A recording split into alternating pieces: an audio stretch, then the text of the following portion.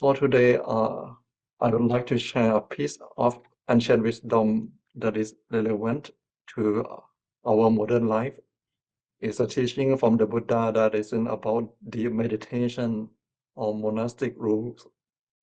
Instead, it's about practical guide for ordinary people living in the world, just like all of you here. It's called the Sigalovada Sutta. The Sigalovada Sutta. As you may be able to see here, Sigalovada Sutta. Yes. And you could think of it as the Buddha blueprints for a happy and successful lay life. It's for lay person especially. I'll start with a story. The story begins with the Buddha walking near a village and seeing a young man named Sikala. This guy, this man named Sigala. Sigala was performing a curious ritual with wet hair and clothes. He was bowing down and worshipping the six directions around him: east, south, west, north, direction below him, and the direction above himself.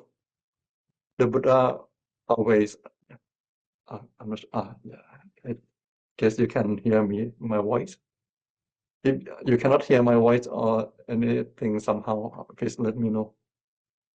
The Buddha he's always the pragmatist, asked him, why are you doing this?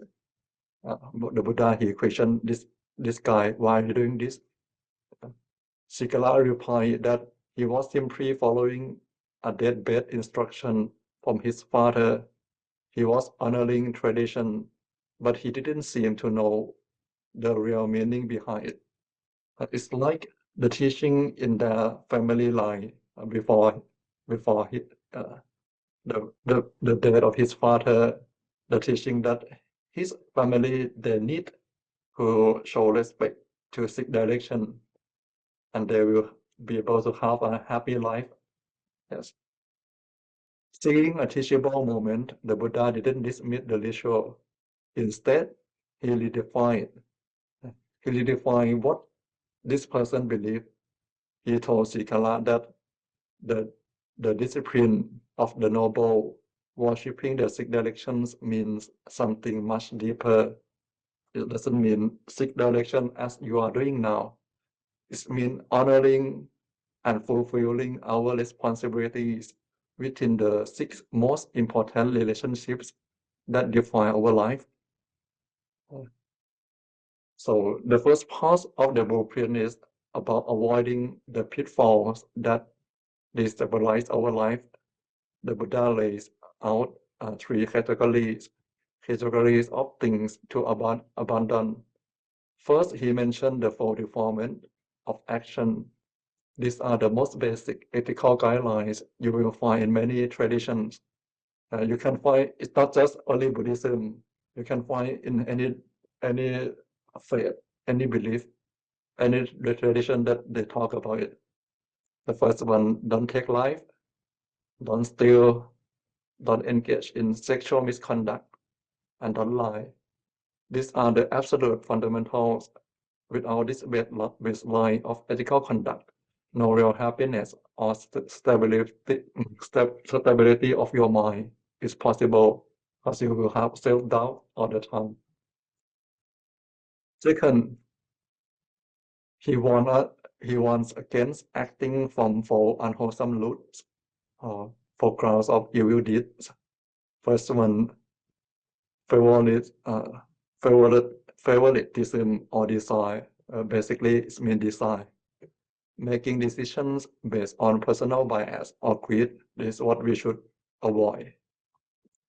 When we want to make any decision, we check that it is based on our bias, yes, or our own greed, because it will make our mind clouded by those emotions, and it may not be the best decision for yourself or for those around you.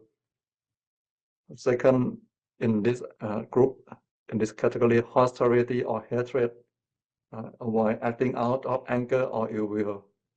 The third one, cowardice or fear.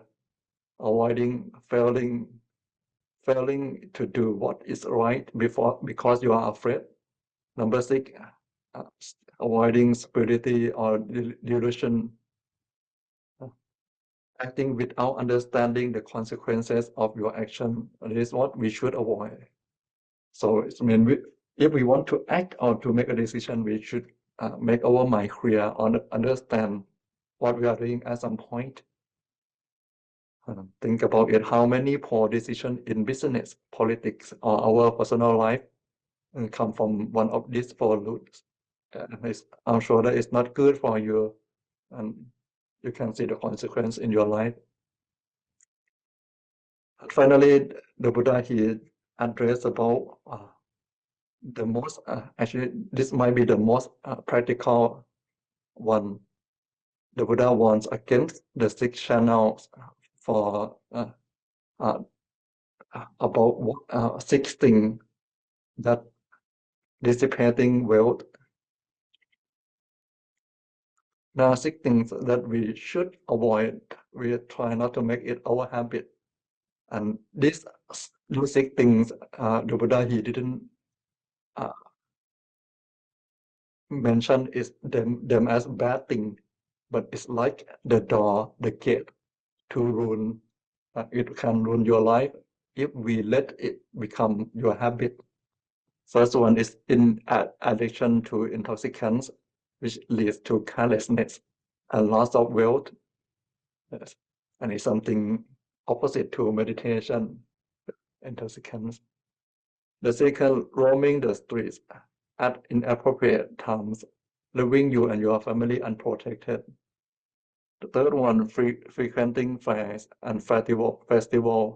This is a part to constant distraction and spending. Sure, you will lose your wealth if you are addicted to it. Number 4, gambling, which he say create loser winners who breed resentment and an unreliable mind. Number 5, associating with bad companions who will drag you down to their level. So we should find a good friend who you consider you can see that they don't bring you down more and more. Number 6, idleness. The Buddha also said that idleness is something we should avoid, or laziness. The surest way to fail in any endeavor, because idleness is something to prevent you from mindfulness practice as well. These are 4 practical guides to learn, 6 practical guides to learn that we should avoid. And now come to by avoiding these 14 things, for defilements of action, for clouds for evil deeds, for channel for dissipating wealth, we create a stable, clean foundation upon which we can build something meaningful in our life. The Buddha here says, before building a good life, we must abandon harmful behaviors. And now come to the heart of this teaching about the 6 direction. The core teaching of 6 direction, 6 relationships. The reinterpretation of the 6 direction, the Buddha transformed this empty ritual into a profound map of our social and ethical responsibilities. Each direction represents a key relationship with reciprocal duties for both parties. Relationship I'm going to get now. Let's delve into each of them, each direction. The Buddha first, he talk about the east direction. East and south is about past and future. He say east represents your parents. This is where life begins, such as the sunlight in the east. Like the sunlight in the east is where we begin. As a child to our parents, a child's duty is to support their parents in old age, carry on the family lineage, and honor their memory. And in return, parents should protect their child from harm, guide them toward good, provide an education, help them find a suitable partner, and pass on their inheritance. Yes. Now come to the South. The South represents your teachers. A student duty is to be respectful and attentive and eager to learn. Another way, a teacher's duty is to train the student well, ensure they understand the subject, introduce them to friends, and secure their future. It isn't just about downloading information, it's about true mentorship. This is the duty of the teacher. And the Buddha continued to the West. The West is where the sun sets, represent your spouse. And it's how we're building supportive world. For a husband should be faithful, respectful, and provide for his wife, giving her authority in the home. A wife, in return, should manage the household efficiently, be hospitable to family and friends, be faithful and be skillful in her duties. It's a partnership of mutual respect and care. And another direction, the North represents your friend and colleagues. Our duty to them is to be generous, be kind, helpful, and treat them as we would treat ourselves. In return, a true friend will protect you when you are vulnerable, protect your property, be a refuge in times of fear, and support your family. Continue to the last two directions. The direction below us represents employees and servants. And employer duty is to assign work according to ability, provide fair wages and food, care for them in sickness, and grant them leave when they need it. And employee's duty is to be diligent, honest, not wasteful, and to do their work very well. It's a call for compassionate and responsible leadership. This for employee duty. Continue to the last direction. The direction above us represents spiritual guides, spiritual teachers, ascetic. In the Buddha time, it may be Brahmins. As layperson to those spiritual teachers, the duty is to support them with kindness by providing for their material needs. They may need something in their life. And for in return, a spiritual teacher duty is to guide people away from evil, encourage them to do good, teach them the path, and show them the way to a better life. These are guidelines that the Buddha here addressed.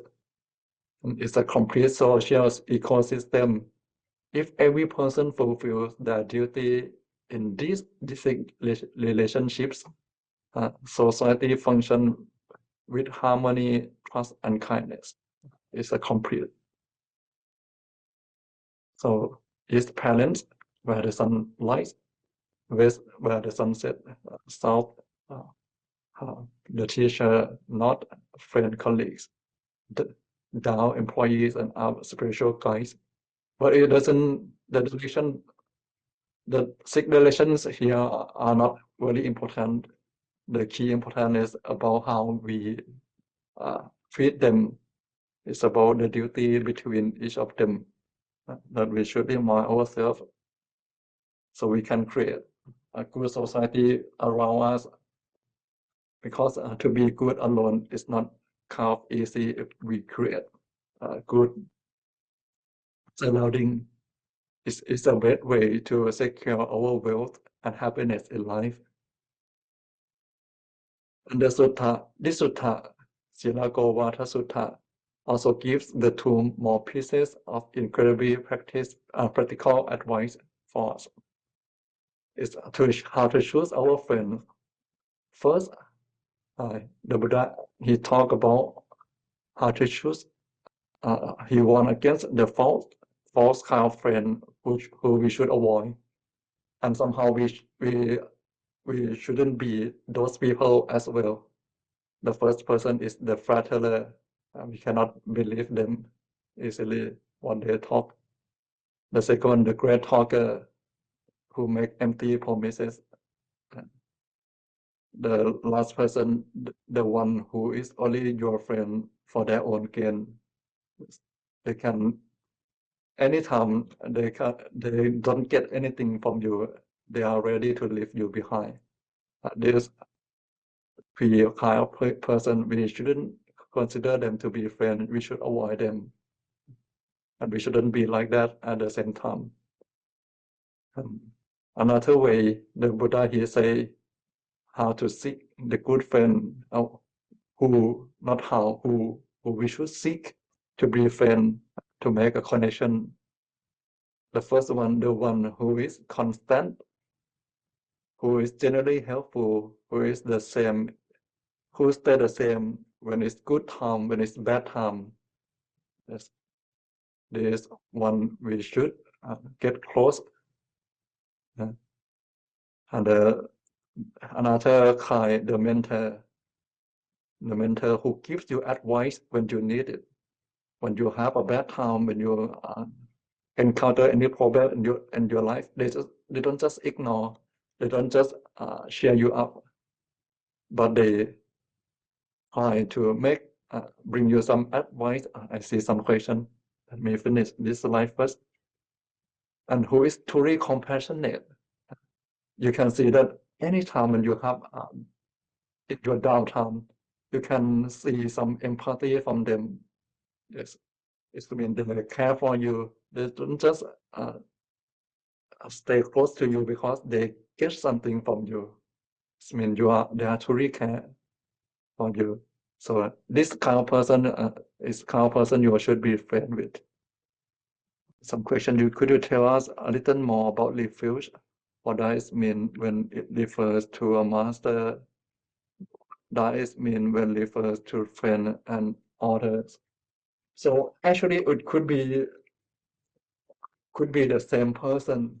Some I'm not sure if this can answer your question, but some people they can be our friend, they can be our master at the same time. But for spiritual guide, it is the one who somehow they can rely when you have anything clear in your mind. It's like they can open the door when you cannot open it. They turn on the light for you when it's dark. They can guide you when you are blind. This is a kind of spiritual guide, or you can consider them a master for you, and this is you the one you should find, and you should seek. Yes, it might be if you cannot find them as a person, it might be a YouTube channel, it can be a book, it's possible. But if you find one, you should treat this person well, get close to that person and listen to them and try to follow the teaching. So it will help you to stay on the right path, because on this right path, if you listen to that person and it helps you to be better, help you to be happy somehow. And it doesn't mean that you deceive yourself to be happy. They don't just like a flatterer. Yeah. They make you better, actually better. This is a kind of master. But friend is someone who can who will care for you, who patch you, who heal you when you are uh, when you when you are sick, when you are not well, who are being joyful with you when you are happy, who who can be who feel for you when you are sad. Those are friends who are stay with you. Then these are some qualities of good friends that we should get close. So it's kind of different. These are some kind of different between teacher, uh, master, spiritual guide, or friends.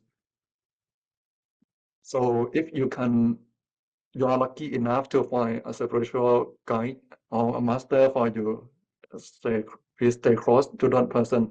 But if you haven't found yet, yeah, please take your time to seek to find those person, because you can gain lots of things from being around those kind of person. Let's continue. I'm not sure if my answer is okay for you, but if you want more me to clarify anything more, please feel free to leave the comment,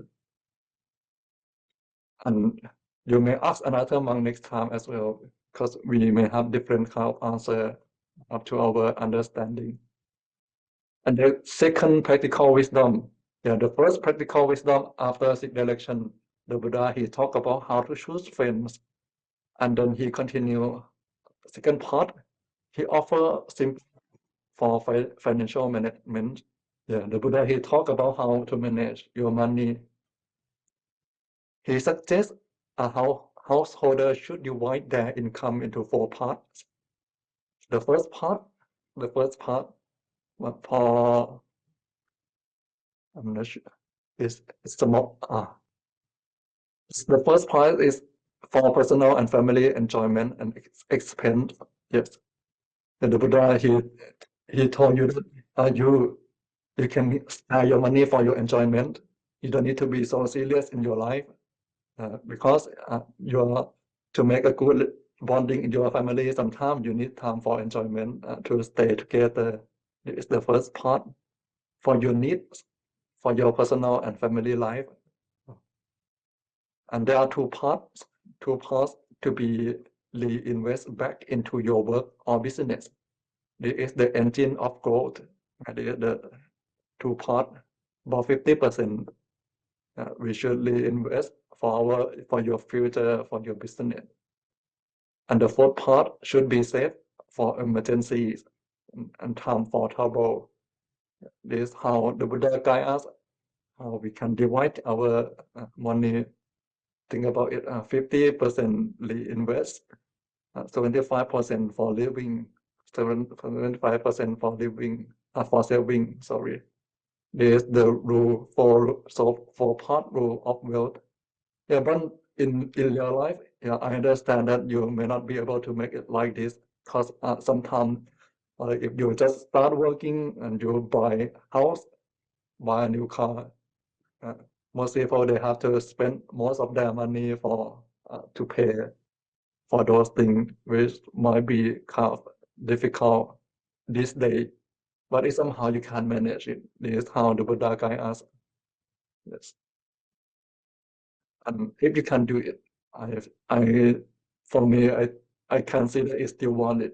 His guideline is still valid for today. Even this is the guideline from over 2,500 years ago, and we can still follow it somehow.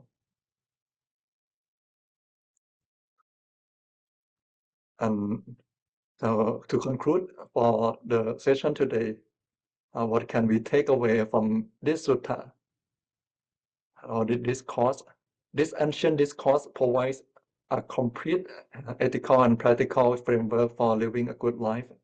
It's a blueprint that starts with a solid moral foundation, builds upon it with strong and healthy relationships, and support it with wise social and financial habits.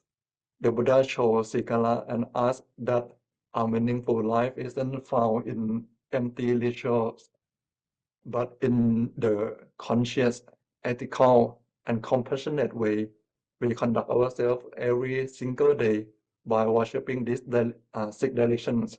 By fulfilling our duties with a good heart, we not only create a life of stability and happiness for ourselves, but also contribute to the well-being of our entire community. Because if we are focusing on ourselves alone, at some point, the surrounding the environment will drag us down. So that's why the Buddha guide us not to leave them,